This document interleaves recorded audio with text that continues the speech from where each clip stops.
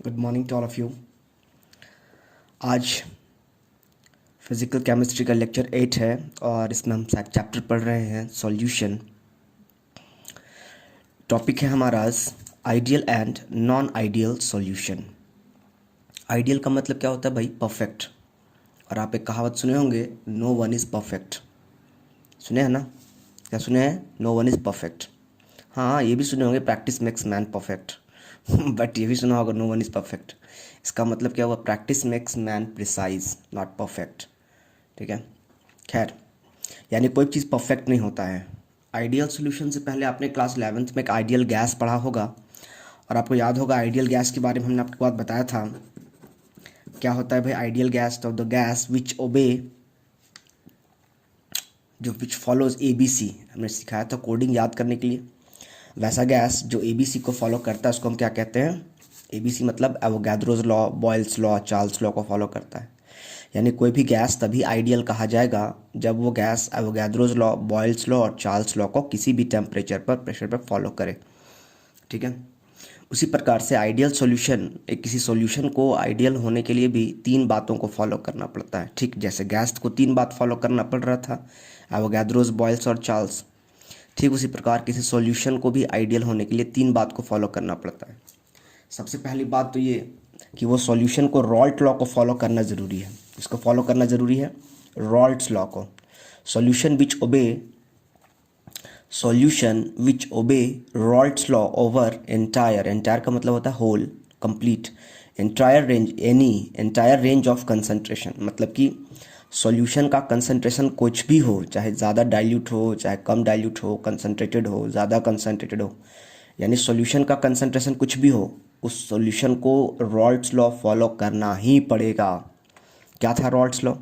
तो partial vapour pressure of any component in a solution is directly proportional to its mole fraction. जिस component का mole fraction ज़्यादा होगा उसकी वजह से पार्शियल वेपर प्रेशर भी ज़्यादा होगा। तो पहला बात तो ये हो गया कि सॉल्यूशन को आइडियल होने के लिए 3 बात फॉलो करना पड़ेगा। पहला उसमें से है रॉल्ट लॉ को फॉलो करना पड़ेगा। ठीक है, दूसरी बात एक और है, delta H mix is equal to 0। इसका क्या मतलब हुआ? इसका मतलब ये है, देखिए डेल्टा का मतलब होता है चेंज, मिक्स मतलब मिक्सिंग करने के दौरान। किसको मिक्सिंग करने के दौरान? आप देखिए सॉल्यूट को सॉल्वेंट में मिक्स करेंगे तभी तो सॉल्यूशन बनेगा। तो कहने का मतलब सॉल्यूशन बनाने के दौरान जब आप सॉल्यूट को सॉल्वेंट में मिक्स करते हैं तो मिक्स करने के दौरान उससे हीट लॉस नहीं होना चाहिए या हीट गेन नहीं करना चाहिए। जैसे एग्जांपल के लिए मान लीजिए बस क्या है, चूना पत्थर है, कैल्शियम कार्बोनेट है, उसको जब वाटर में ऐड करते हैं तो वाटर में डालते हैं क्या होता है, वहाँ से हीट रिलीज़ होने लगता है। तो हीट वैसा रिलीज़ नहीं होना चाहिए एटमॉस्फेयर में, न तो एक्सोथर्मिक होना चाहिए न एंडोथर्मिक होना चाहिए।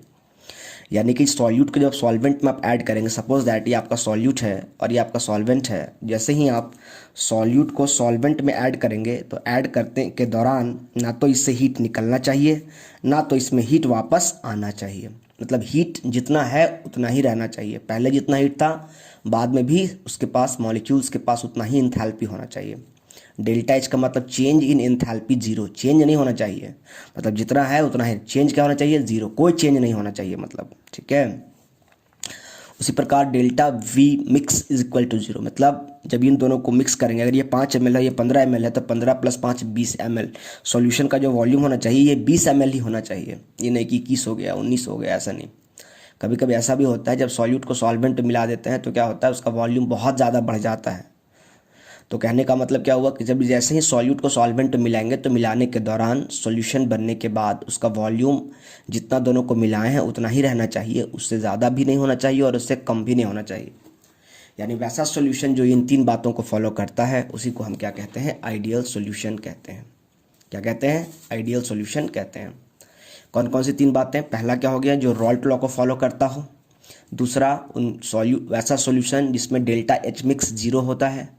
और तीसरा जिसमें डेल्टा वी मिक्स 0 होता है, मतलब मिलाने के दौरान ना तो वॉल्यूम घटना बढ़ना चाहिए ना ही उसका हीट घटना बढ़ना चाहिए, और रॉल्ट्स लॉ को किसी भी कंसंट्रेशन पर फॉलो करना चाहिए। अगर ये 3 बातों को कोई सॉल्यूशन फॉलो करता है तभी वो सॉल्यूशन आइडियल सॉल्यूशन कहा जाएगा।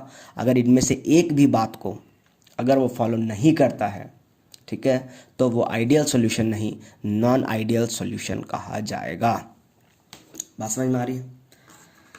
अब सवाल आता है कि जब आपने कह दिया कि कोई भी सॉल्यूशन आइडियल है ही नहीं, तो फिर इसके बारे में हम लोग बात क्यों कर रहे हैं?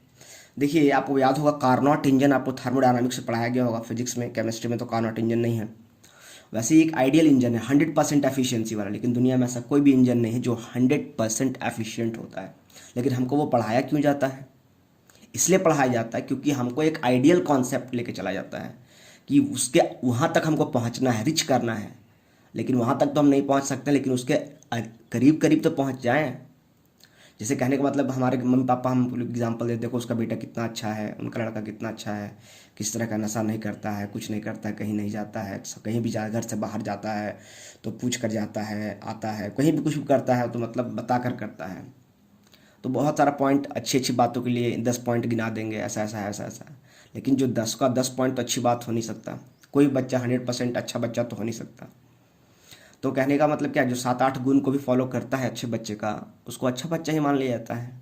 तो बिल्कुल वैसा ही है, कुछ पॉइंट हैं, इन 3 पॉइंट में से कहने का मतलब है 100% तो कोई सोल्यूशन आइडियल नहीं हो सकता, लेकिन थोड़ा बहुत भी अगर आइडियल की तरह बिहेव करता है तो उसको हम आइडियल सोल्यूशन की श्रेणी में रखते हैं।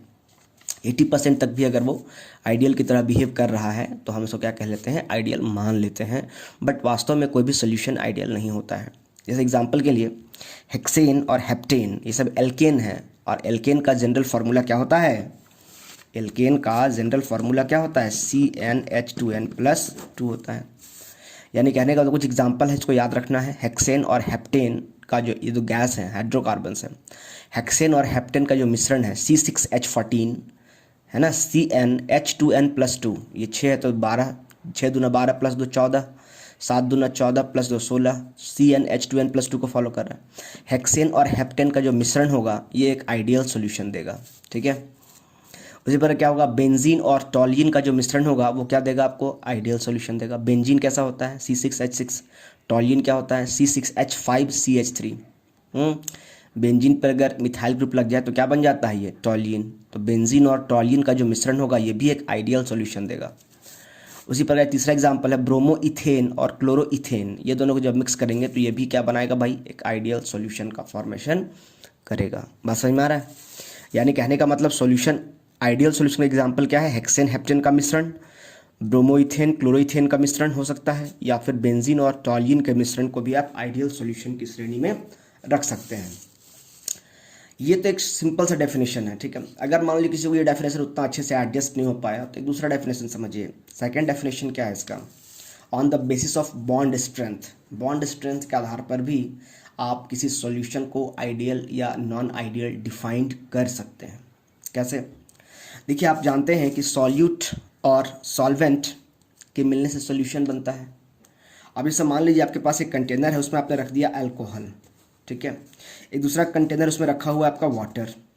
तो 50 ग्राम अगर वाटर है, 50 ग्राम अगर अल्कोहल है, तो भाई वाटर और अलग अलग कंटेनर में रखे हुए हैं दोनों। अब ये दोनों अलग अलग कंटेनर में है, इसका क्या मतलब हुआ?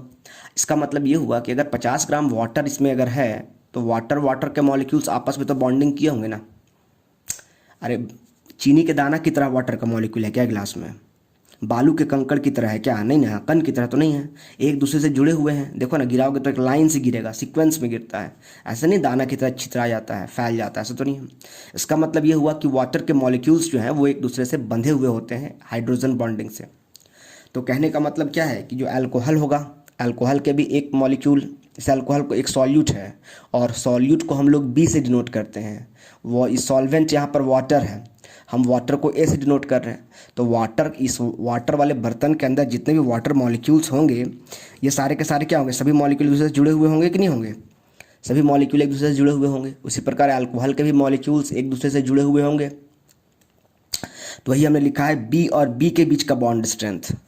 मतलब सॉल्यूट और एक सॉल्यूट का पार्टिकल और दूसरे वही सॉल्यूट का दूसरा पार्टिकल के साथ एक बॉन्ड होगा। मान लेते हैं वो बॉन्ड स्ट्रेंथ थोड़ी देर के लिए मान लेते हैं। बॉन्ड इंथैल्पी उसका जो है मान लेते हैं 5 किलो जूल पर मोल। कितना है? 5 किलो जूल पर मोल बॉन्ड इंथैल्पी होता है। बॉन्ड मतलब इसकी बॉन्ड एनर्जी इतना है, मतलब 5 किलो जूल पर मोल एनर्जी सप्लाई करेंगे तो ये बॉन्ड टूटेगा। मतलब सॉल्यूट और सॉल्यूट के मॉलिक्यूल आपस में कितना एनर्जी से बंधे हैं? 5 किलो जूल पर मोल से। उसी प्रकार सॉल्वेंट और सॉल्वेंट यानी वाटर के मॉलिक्यूल्स कितना एनर्जी से बंधे हुए हैं? 12 किलो जूल पर मोल से। अब इन दोनों को मिला के जब सॉल्यूशन बनाए, तो जब सॉल्यूशन बनाए तो सॉल्यूशन का मतलब क्या हुआ, अभी तो जब अलग अलग था तो सिर्फ सॉल्यूट के पार्टिकल के बीच में बॉन्डिंग था, सिर्फ सॉल्वेंट के पार्टिकल के बीच में बॉन्डिंग था।